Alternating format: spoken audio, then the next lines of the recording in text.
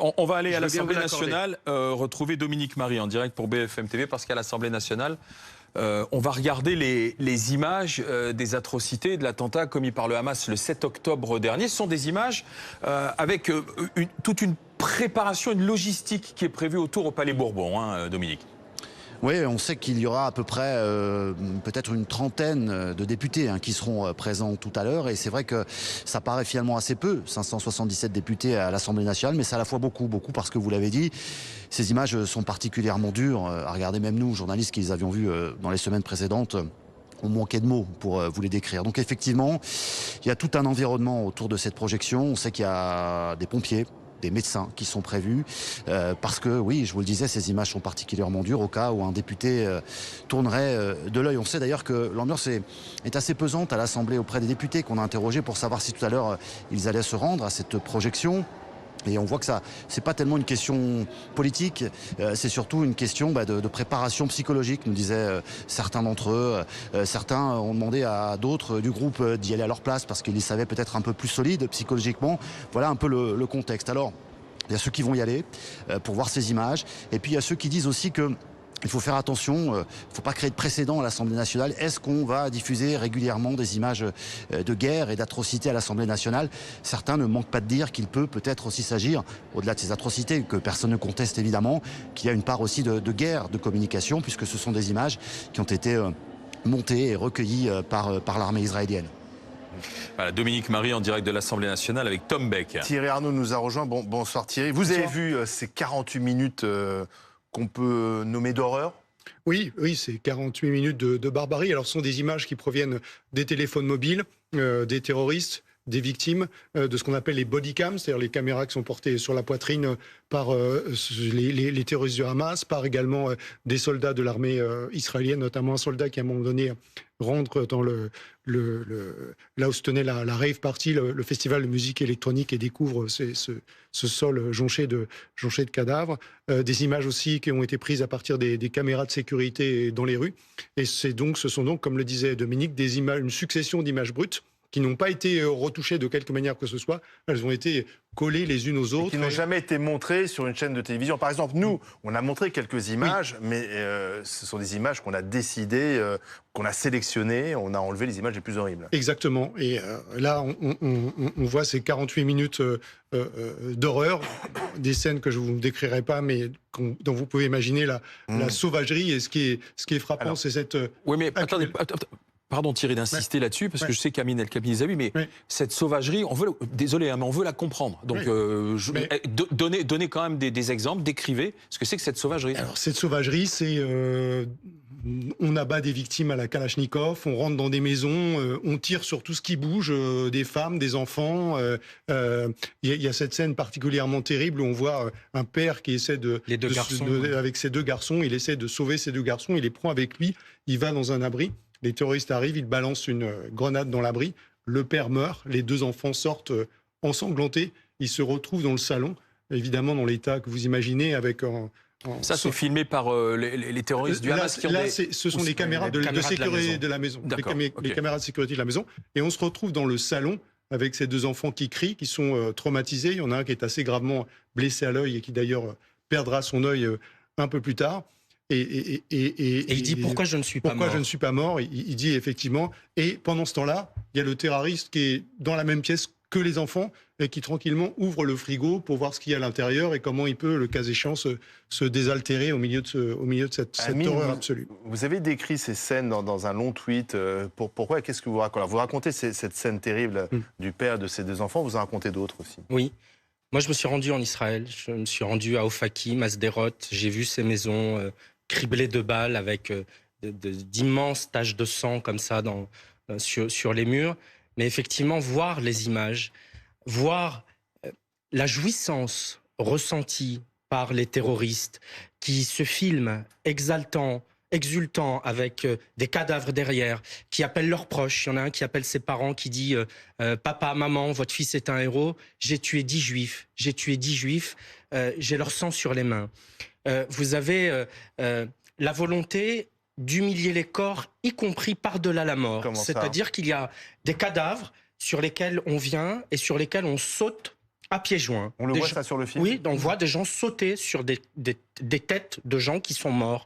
On voit un moment un homme qui bouge encore, qui est blessé au sol. Un terroriste du Hamas prend une pelle carrée avec un long manche en bois. Il soulève la pelle et il l'abat sur le cou de l'homme qui est face à lui. Qui était encore vivant Et pour qui essayer était de le encore décapiter. vivant pour essayer de le décapiter. On voit un terroriste tirer sur un chien. On voit des gens blessés qui sont hissés sur des coffres, dans des coffres de voitures, à l'arrière de Jeep, qui sont des otages, qui sont blessés, on voit une scène dans la rave party, à l'intérieur d'un abri, il y a une quinzaine de personnes qui sont déjà blessées, sans doute une grenade a été lancée, et dans le plan suivant, les mêmes sont tous morts. C'est important que les députés voient ce film? Oui, je crois. Vous savez, moi, je l'ai dit, je suis tiraillé entre l'idée que, et c'est le constat que nous avons unanimement partagé en sortant de cette salle, c'est qu'on ne peut décemment pas montrer ça à un public à une heure. Je ne vous imagine pas sur ce plateau lancer un sujet avec les images qu'on a vues. En même temps, quand on voit ce long poison du négationnisme, du révisionnisme, des gens qui expliquent que c'est peut-être un peu exagéré, de ce député qui, depuis Tunis, bavarde avec légèreté sur des bébés dans le four et des mamans éventrées. David Guiraud, le député Guiraud de la France Insoumise. Ouais. Je me dis qu'en prenant des précautions nécessaires... David Guiraud qui d'ailleurs va voir le film, c'est ce qu'il a annoncé. Voilà, il va falloir montrer... Et puis je vais vous dire une chose, qui est frappante. Ça m'a été dit en Israël, ça m'a été répété hier, ça nous a été répété à tous par le porte-parole de l'ambassade d'Israël en France. Il nous a dit, il y a des scènes qu'on ne peut pas mettre dans ce film parce qu'elles sont encore pires que ce qu'on veut vous montrer, et notamment des scènes de viol collectifs qui ne sont pas dans ce film. Mais Amine, qui ont été montrées aujourd'hui à certains journalistes, ces scènes. Mais Amine, oui, allez-y, oui. Est-ce que vous pourriez regarder ces images? Écoutez, il faut que... pour sensibiliser, non pas se réjouir ou faire je sais pas comment on appelle ça, voyeurisme. Du voyeurisme, voilà, de l'horreur. Eh bien, oui, pourquoi pas, s'il s'agit de sensibiliser dans la gravité de la situation. Je rappelle que le mot Hamas, c'est important que les téléspectateurs savent que veut dire ce mot.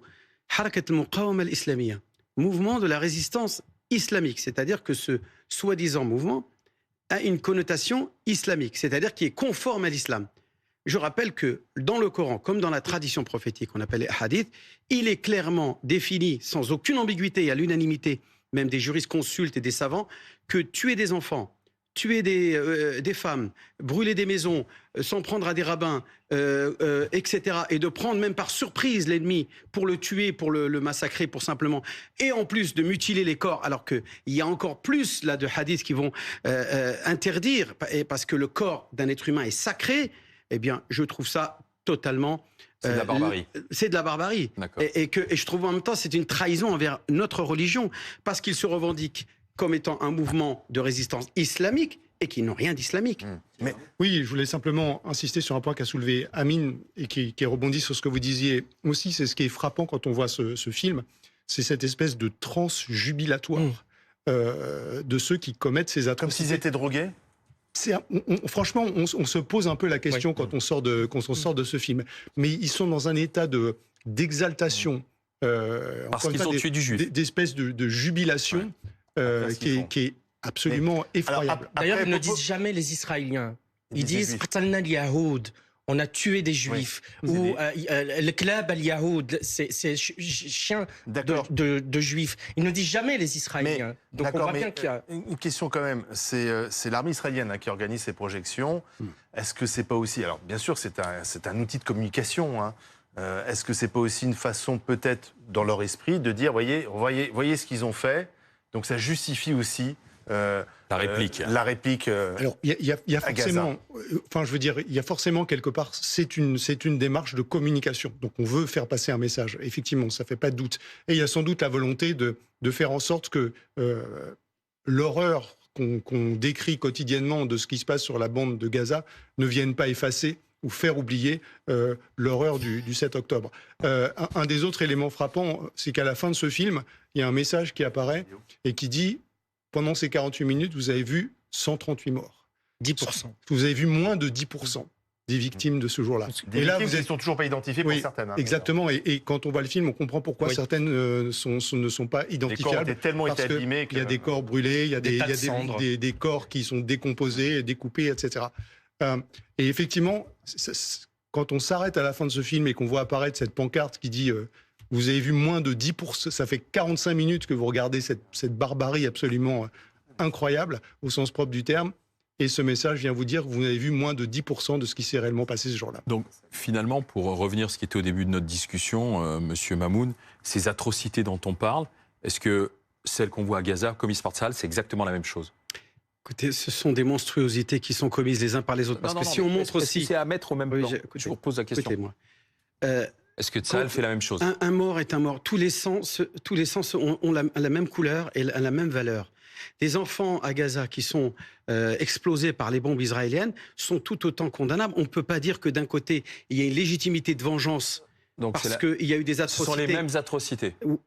Bien sûr, quand on parle de gens qui sont morts, qui sont exécutés, qui sont explosés par les bombes ou tués, c'est sûr que Oui, c'est mais là, vous laissez tout entendre autant. que Tsahal attaque, Mais on n'est pas là pour juger. attaque volontairement les Écoutez, enfants. moi, je ne suis pas là. Je ne suis pas là pour juger et pour importer le conflit et pour semer la haine entre musulmans et juifs. Non, mais- Je suis là pour essayer que l'on puisse demain, comme l'a demandé Monsieur le Président de la République, un cessez-le-feu qui permettrait de réouvrir les discussions, éventuellement peut-être dans un certain temps, parce qu'il faut laisser quand même le deuil des deux communautés se faire, parce que Amine, je vais être honnête. Peut-être la libération des otages en passant... Attendez. Oui, déjà, il faut les libérer. Ils comme méritent, ça, oui. bien sûr, qu'il faut soutenir pour la libération de tous les otages. Tous les otages, quels qu'ils soient. Ça, c'est un premier point. Et secondo, moi, je dirais que tous les sangs se valent, que ce soit ces 1400 juifs qui ont été massacrés le 7 octobre. Nous devons le condamner, mais aussi faire en sorte que cela ne puisse jamais se reproduire. Et pour cela, il ne s'agit pas de résoudre la violence par la violence. Ça ne résout pas les problèmes. Ce que nous avons besoin, c'est des discussions de paix, de réconciliation. Parce que même si on éradique des centaines et des centaines, il en restera toujours derrière. La réconciliation avec qui? Avec le peuple palestinien. D'accord. Mais pas avec le Hamas. Bah non, le Hamas n'a plus sa place. Il a perdu toute légitimité à partir du moment où il a commis ces atrocités. Monsieur Bien Mamoun, sûr. merci d'être venu vous expliquer sur le plateau de BFM TV. Merci Amine. Merci à vous. Merci Thierry Arnaud.